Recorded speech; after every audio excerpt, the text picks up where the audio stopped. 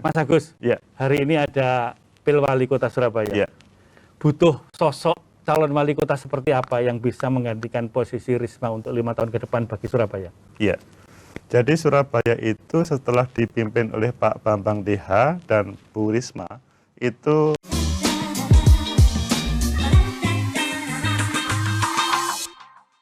Assalamualaikum, selamat pagi, salam sejahtera untuk kita semua, saudara pecinta masa depan negeri.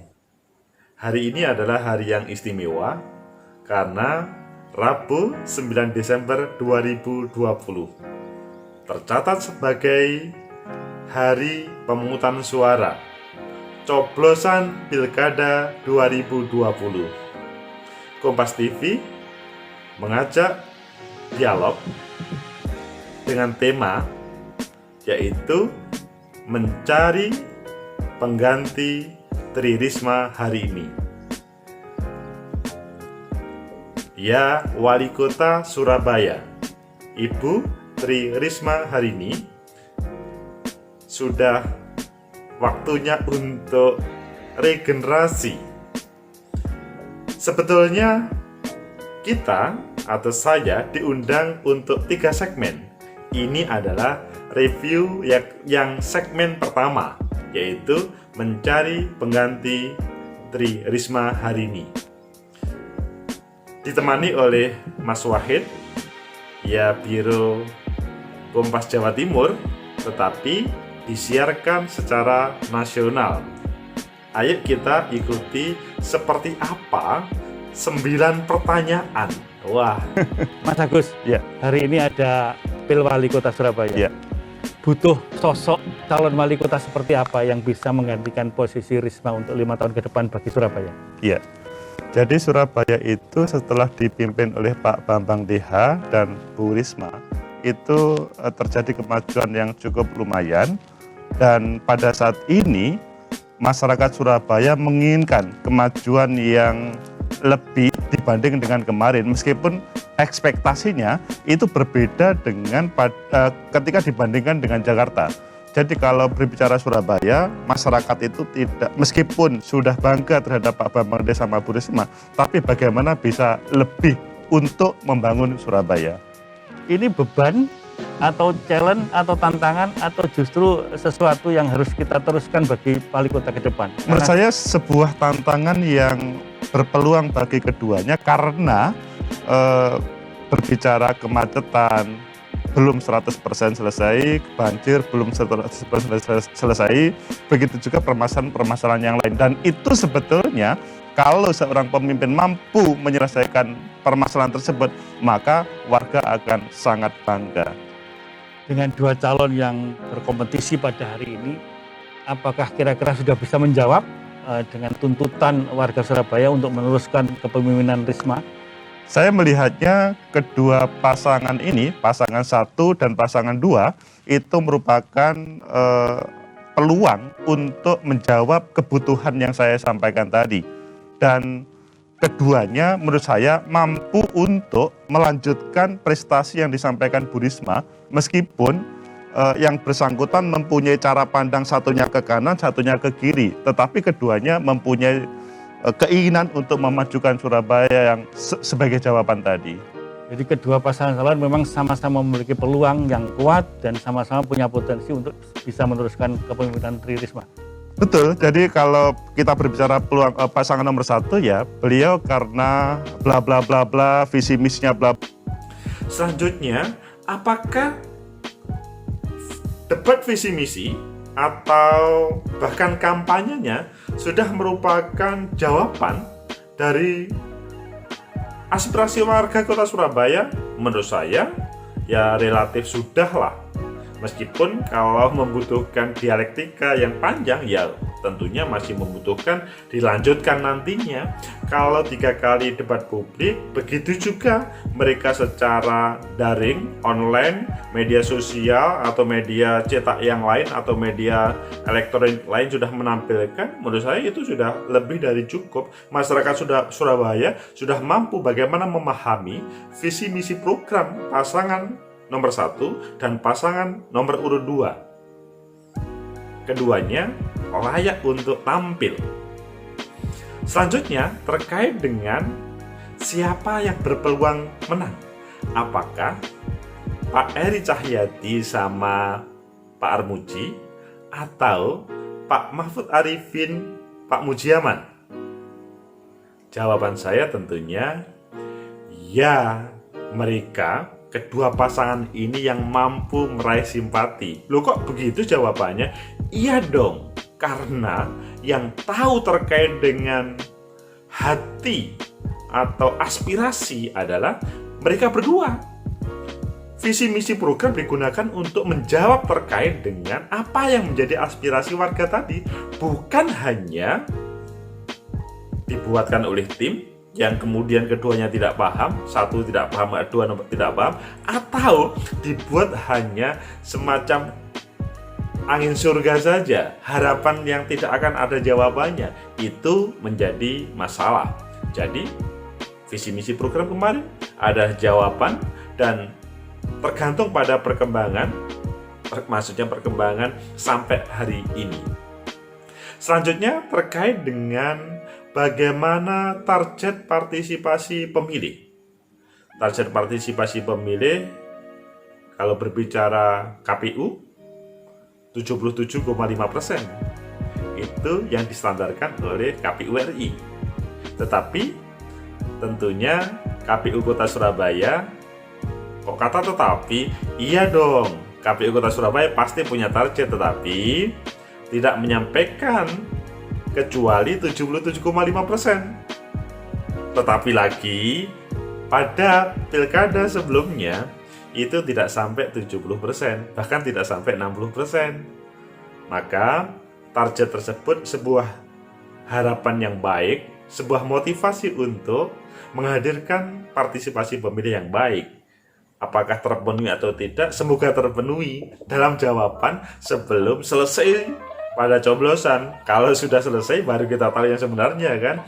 Itu sambil kita memberikan motivasi kepada seluruh warga Kota Surabaya.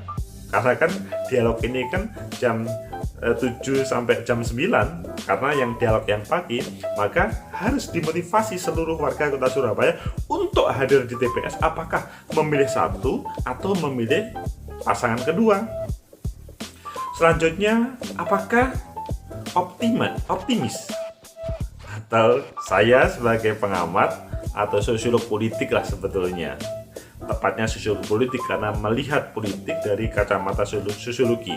Apakah menurut sosiologi politik akan hadir tercapai 77,5% atau hanya 60%?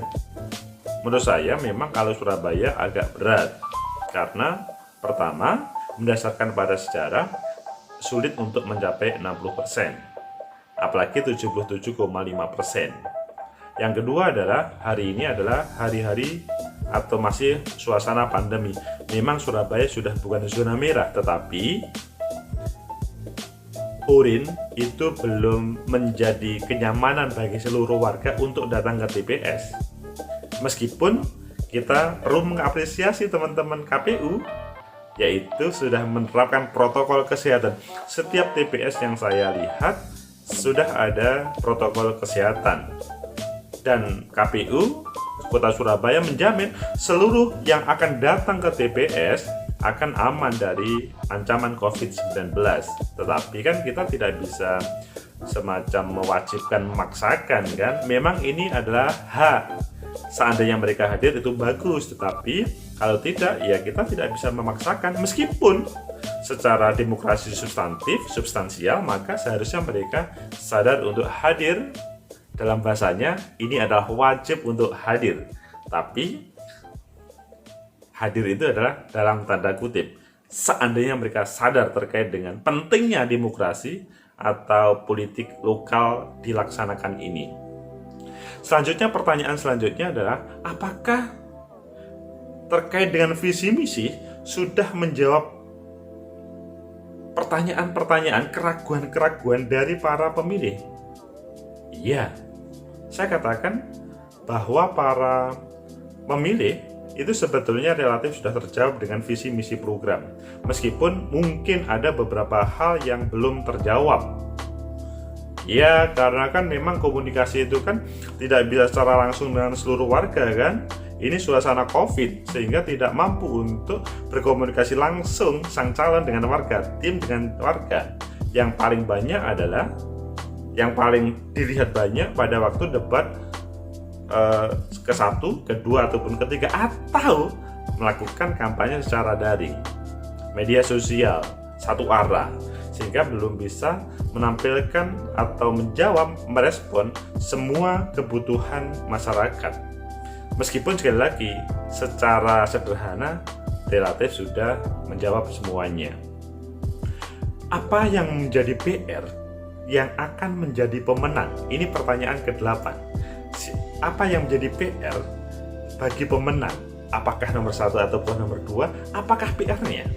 Saya katakan sebetulnya Kota Surabaya sudah luar biasa bagusnya. Meskipun masih ada kekurangan tentunya ya normal lah. Setiap manusia pasti akan ada kekurangan, tidak akan ada manusia yang sempurna. Contoh, sehebat-hebat dibuat drainase, tetapi pada hari-hari kemarin ketika hujan itu masih banjir. Bolehlah orang mengatakan itu genangan air, tetapi masyarakat itu merasakan bagaimana air masuk ke rumah, bahkan masuk ke kamarnya, merusak misalkan bantal, guling, atau kasur, atau tempat tidur, lemari, di dalamnya ada baju, ataupun peralatan rumah tangga yang lain.